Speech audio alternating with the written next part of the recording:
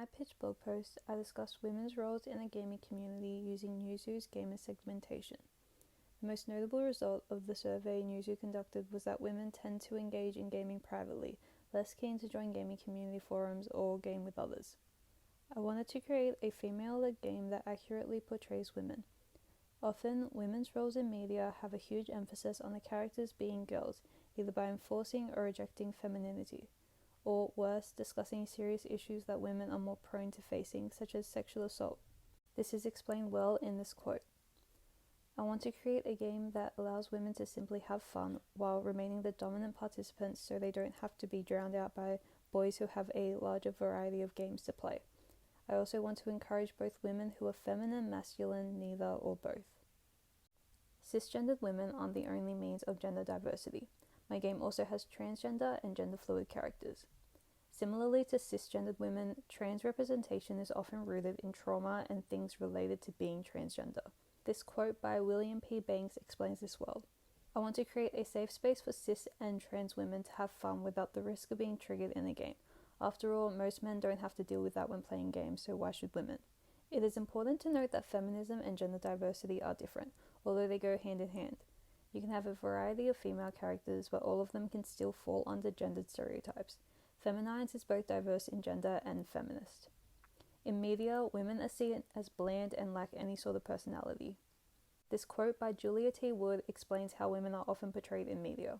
Each of my characters will have very brief descriptions on their cards to ensure that girls can find a character who relates to them, not only physically, but also in terms of personality. A lot of girls are encouraged to find, so I want to make sure that young girls are being taught to embrace themselves as they are. I will discuss more about how Fate Winx Saga inspired this game when discussing Paratext, but for now it is important to note that, as Sarah Lee puts it, in the Winx Club universe there was no right way to be a girl and female friendships weren't just praised, it was the crux of the show. The remake did not portray female friendships the same way. The first lot of feminine characters are one big group of friends, majority female, who get along just fine and do not fall to the stereotypical cattiness that media often portrays women to have when encountering one another. A huge part of my digital artifact is creating visuals that will appeal to young girls. Fashion is a big way I intend to achieve this. By giving my characters fighting appropriate clothing while still looking on trend to encourage girls that they can be both badass and stylish. The inspiration for this was with the live-action remake of the Winx Club cartoon, Fate the Winx Saga.